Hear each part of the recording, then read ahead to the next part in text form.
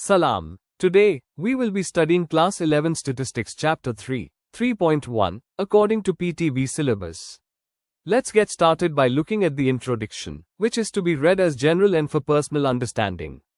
Before moving to the main topic, let me just tell you what average is.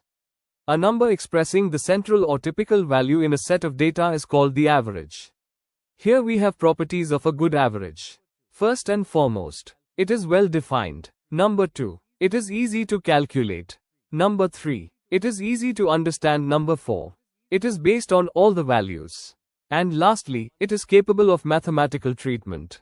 These points are quite important and need to be remembered while finding the averages. Next are the types of averages, which are the arithmetic mean or weighted mean, geometric mean, harmonic mean, median and mode. We will learn about each in detail in further lectures. Stay tuned. But here is a brief and easy summary for each of these averages. The arithmetic mean is the average of all the numbers. Weighted mean is a version of arithmetic mean, but deals with the average of numbers or items having different importance.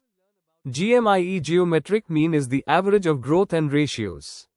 Harmonic mean is the average for rates and speeds. Median is the exact mid-value of the data which is arranged.